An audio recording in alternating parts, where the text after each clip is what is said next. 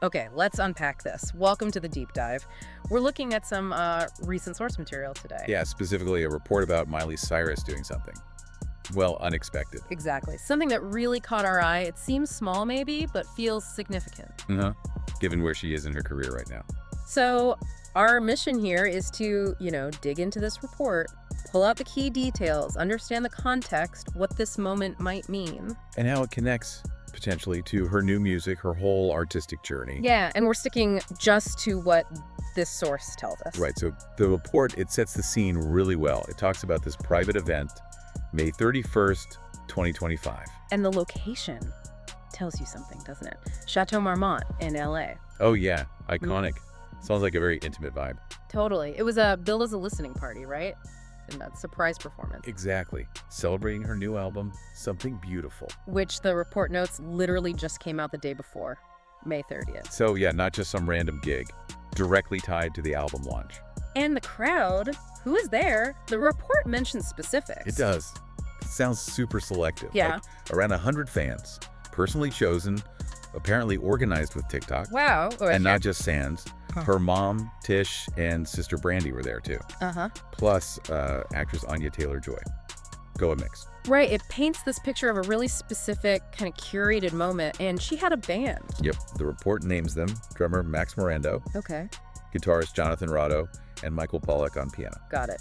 So knowing who was there, the place, it really underlines how, I guess, personal this event must have felt. Definitely. Seems like it. Okay, so that's the setting.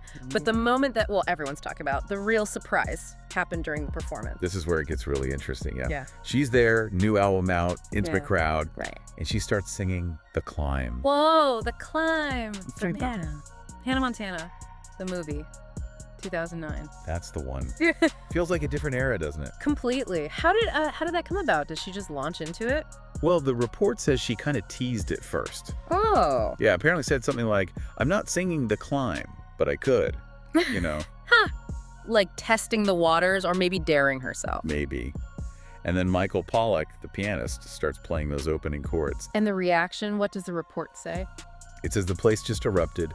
People started singing along instantly. You can just imagine that, can't you? Must have been electric. Totally. And she apparently really leaned into it with the crowd. Yeah, how so? The report mentioned she stopped at one point asking them, is that the right word? No way. Yeah. And later, do you know the chorus? Like sharing it with them. Maybe even slightly unsure herself. Which is kind of fascinating. That's brilliant. Makes it feel very spontaneous, very real. And wasn't there a joke about the drummer? Oh yeah, the source includes that too. Joke that Max Morando had been waiting since middle school to play it. That's classic Miley humor, right? That little detail adds a personality. It does. But the main point, the report really stresses this, is the significance. This was like the first time she'd sung that ballad publicly in years. Years. Okay, that's a big deal for an artist with her kind of history. Definitely not a casual choice. So the big question is why? Why now? Why that song at this specific moment? Does the report offer clues? Well, it connects it directly to the new album, Something Beautiful. Remember, this was the day after it dropped. Right, the timing. And the report mentions how she described the album. Yeah, it quotes her saying the album is reflective of my life and everything I'm experiencing. Okay, reflective. That feels like a key word here. It really does. A reflective album launching, and she pulls out this incredibly significant song from her past. It's quite a statement. It links up, doesn't it? Does the report mention anything else about her looking back recently? It does, actually. It connects this to something she said back in August 2024 when she got that Disney legend on her. Ah, yeah, I remember that. She got pretty emotional. What was the connection? Well, she said then she was still proud to have been Hannah Montana, and she had this really interesting line the report quotes, "A little bit of everything has changed, but at the same time, nothing has changed at all." Wow. Okay, Yeah. that sentiment. Change and continuity all at once. Exactly. And performing The Climb now, while launching a reflective album, it feels like a perfect embodiment of that idea. It really does.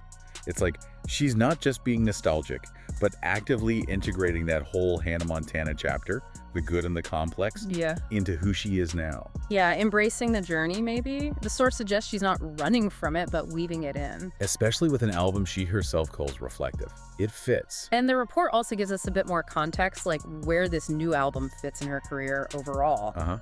It mentions the other songs she played at the Chateau Marmont gig. Right, what were they? End of the World, More to Lose, Easy Lover, and of course the big one, Flowers. Okay, so a mix of new stuff and that massive hit. And The Climb, interesting blend. Yeah. And the report gives a quick timeline for the album rollout too, announced back in March.